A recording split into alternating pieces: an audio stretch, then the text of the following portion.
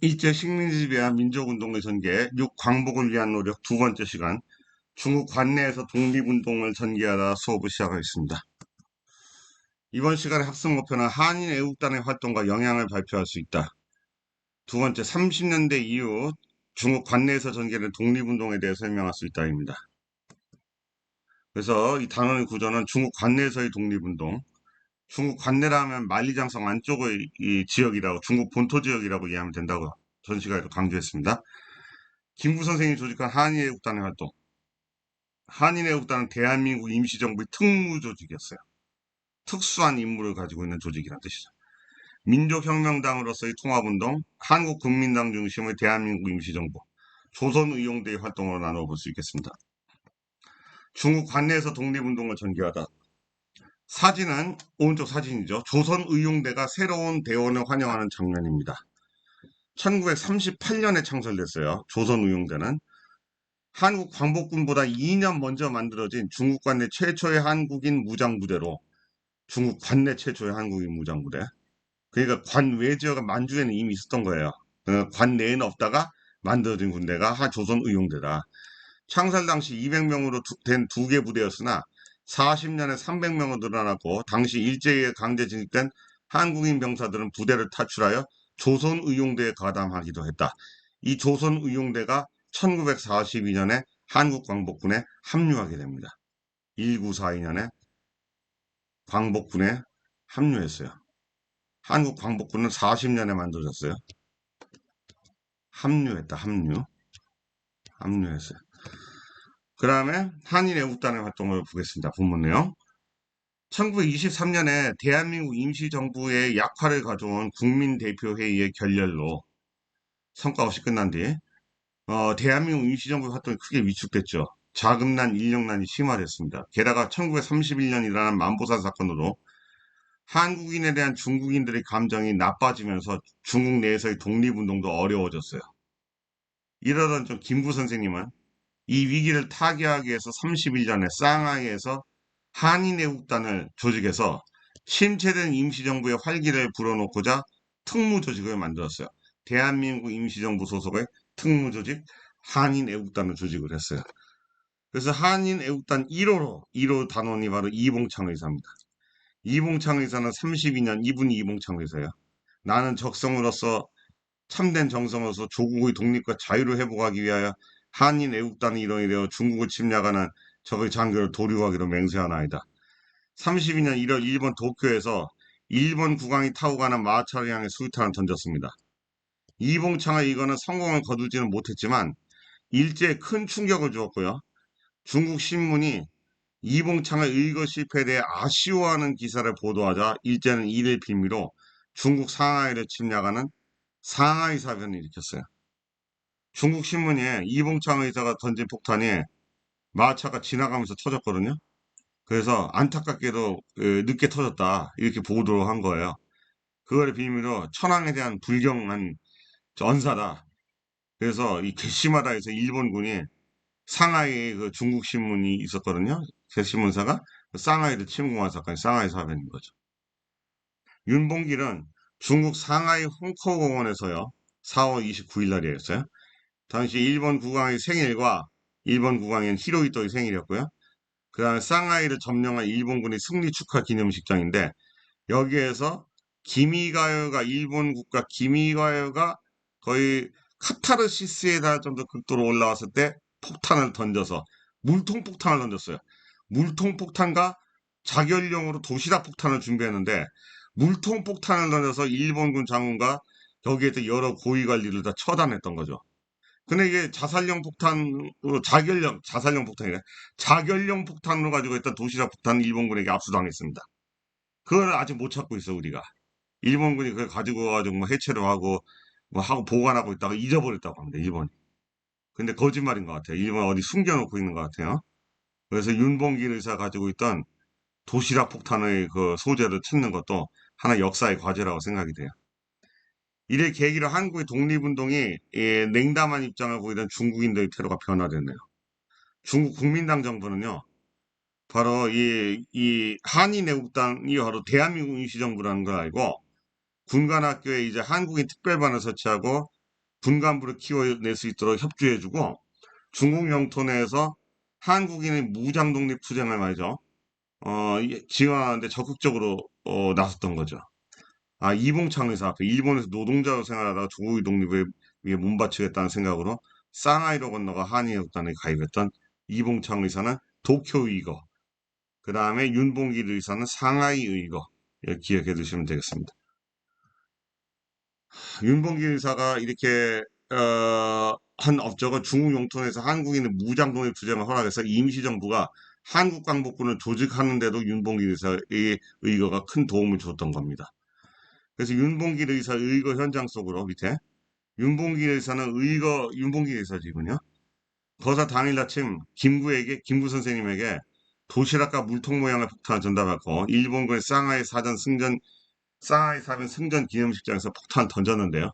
폭탄은 단상 중앙에 떨어져 그 자리에 있던 일본군 총사령관 시라가와를 비롯한 고관들이 죽거나 중상을 입었어요. 이 사건은 일본은 큰 충격을 받았고요.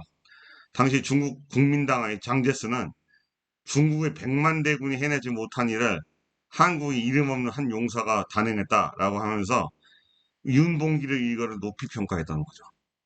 그래서 1943년 카이로 선언 때, 카이로 회담 때 참여했던 장제스가 한국의 독립을 강력히 이제 주장하는 것도 이 윤봉길 의거의 역할이 컸다. 이렇게 평가낼 수 있는 겁니다. 그래서 윤봉길 의사의 의거는 길이 기억이 되고 침체됐던 대한민국 임시정부를 살리는 의거가 되었다. 이렇게 이해하시면 되겠죠. 이렇게 한인애국단에 대한 내용 정리를 해볼 수가 있겠습니다. 그 다음 이제 민족혁명당으로의 통합운동. 일제가 만주를 점령한 이후 만주 일대에서 무장 투쟁이 어려워지자 한 독립운동가들은 중국 관내로 이동을 했어요. 관내란 만리장성 동쪽 산해간 아래 지역을 말하는데 국민당 정부의 관할 지역이다. 중국 관내에서는 독립운동 세력을 통합하여 일제에 대항할 필요성이 높아졌어요. 그 결과 의열단을 중심으로 조선혁명단, 한국독립당, 미주 대한독립단 등이 여러 단이 참여해서 의열단 하면 누구겠습니까? 이분이. 김원봉이에요. 김원봉. 김원봉을 중심으로 해서 통합된 정당인 민족혁명당을 만들게 됩니다. 민족혁명당. 그 민족혁명당은 민족주의 계열과 사회주의 계열이 만든 중국 관내 최대 규모의 통일전선 정당이었는데 이 단체는 민주공화국 수립, 토지의 국유화 등을 강령으로 내걸고 항일운동을 전개를 했어요. 토지는 국가 소유라는 거죠. 민주공화국 세워야 되겠다는 거죠. 독립 후에. 근데 김구 선생의 대한민국 임시정부는 여기에 참여를 하지 않았어요. 민족혁명당에. 김구 등 임시정부를 고수하려는 독립운동 세력은 임시정부의 해체를 전제로 한 민족혁명당에 참가하지 않았고 민족혁명당은 조직 내부에도 갈등이 일어나가지고 조소왕 선생과 만주에서 건너온 지청천 선생이 탈당을 했어요. 그래서 이 조소왕 지청천 선생의 김구 선생은 임시정부 쪽으로 이동하게 되죠. 그래서 통일전선 정당으로서 성격이 약해졌습니다. 중일전쟁이 일어나자 민족혁명당을 계승한 조선민족혁명당을 중심으로 통합에 찬성하는 단체들이 모여서 조선민족전선연맹을 37년에 결성하게 돼요. 오늘 왼쪽 자료는 민족혁명당 강령 자료입니다. 예? 이 자료가 본당은 혁명적 수단으로 민족혁명당 강령이 되겠어요. 한국독립당은 안창호, 김구, 조소왕 등이 임시정부를 지지하게 30년에 조직된 정당이다. 지청천 등이 만주에서 켰었는데 한국독립당과는 다른 정당이다. 한국독립당이 만주에도 있었고 여기 중국 관내에도 있었다는 거예요. 이게. 그 다음에 넘어가겠습니다.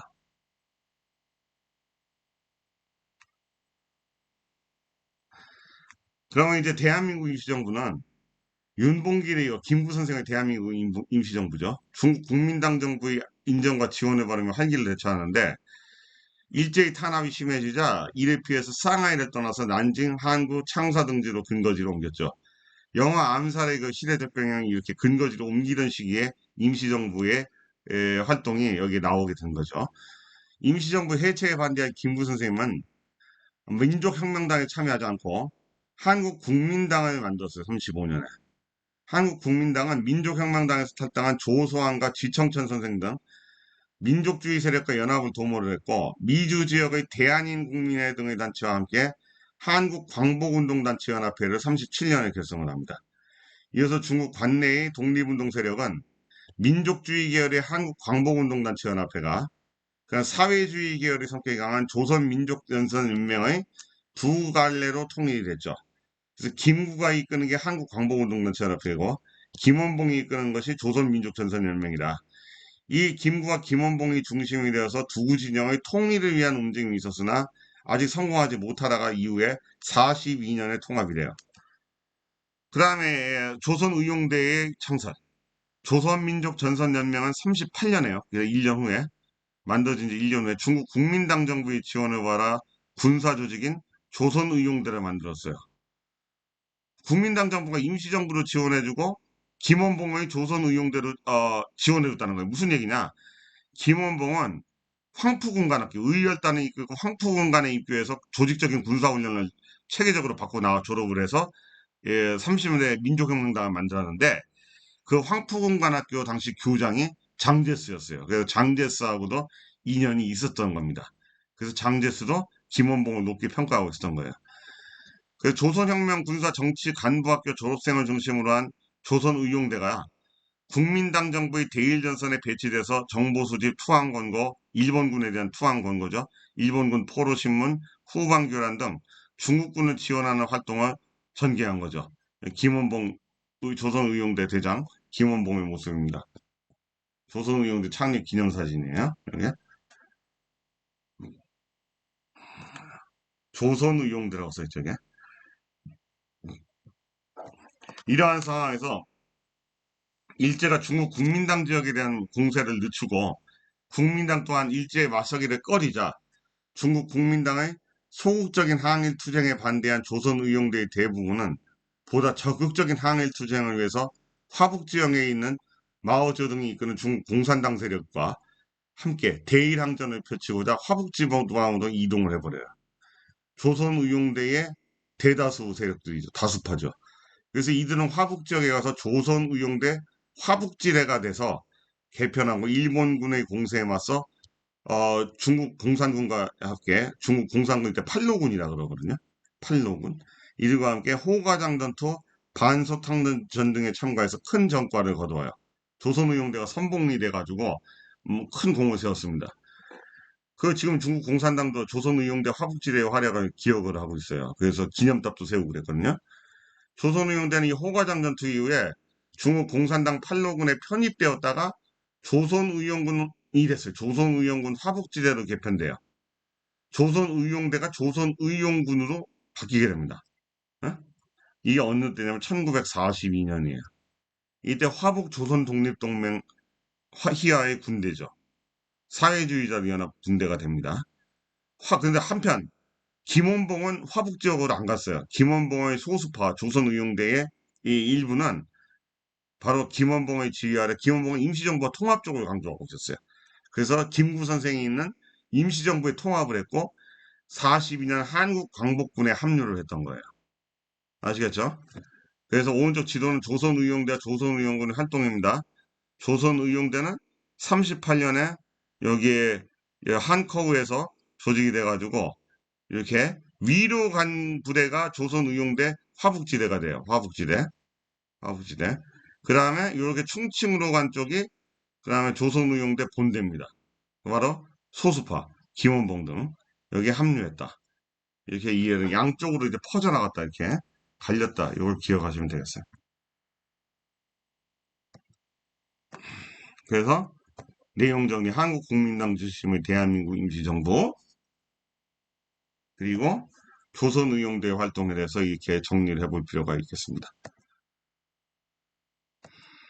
그 다음에 이제 민족의 역량 하나로 모으려는 교과서 221쪽에 1926년에 그 안창호 선생을 중심으로 했던 한국독립유일당 국경촉성회 신간회가 나오기 전이죠.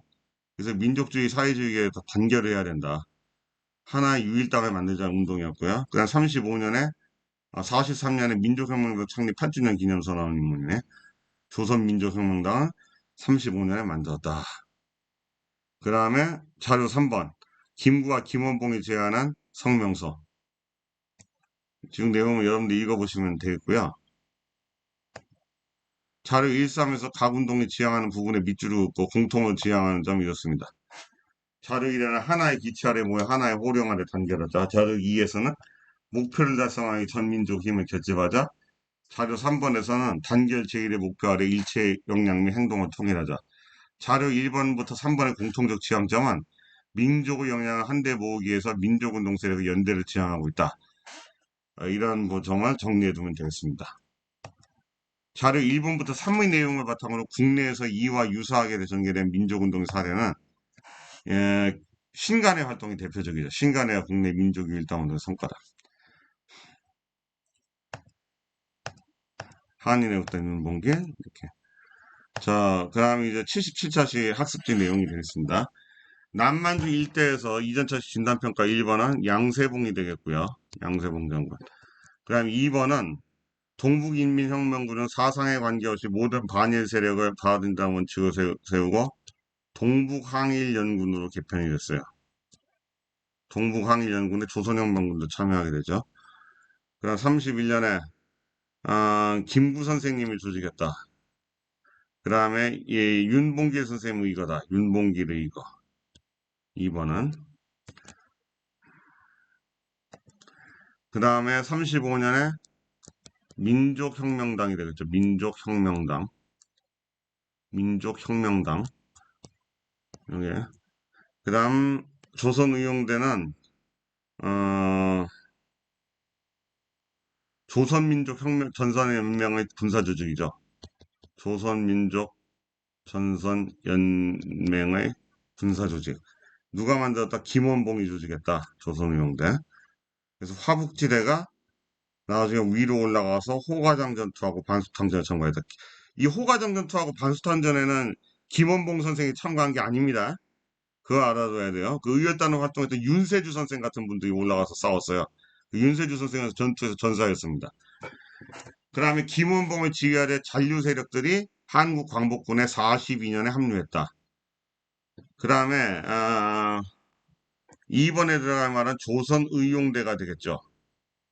그 다음에 위에 1번에 들어가는 말은 민족혁명당, 같은 말로 민족혁명당이 되겠습니다.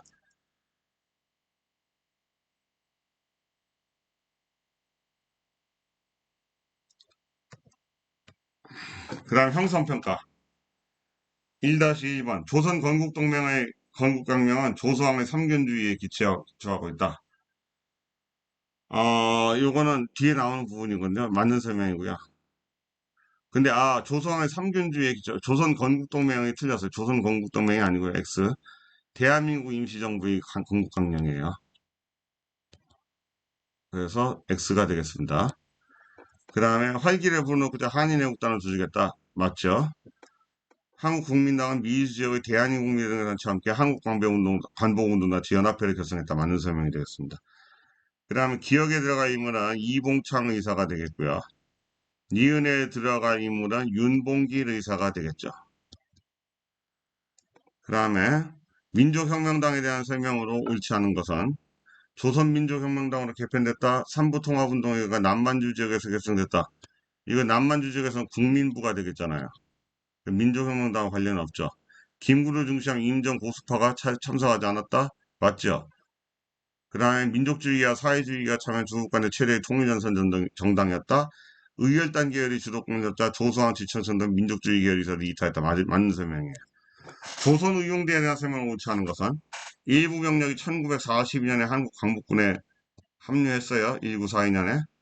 조선혁명관부학교를 설립하고 군사훈련 실시했고요. 일부 화북지역으로 이동해서 조선의용도 화북지대로 호가장 전투와 반소탕전에서 중국 공산당 군대와 함께 항일 전쟁을 했어요. 맞아요. 조선민족전선연맹의 군사조직이죠. 중국 간의 최초의 한인 무장부대예요. 맞아요.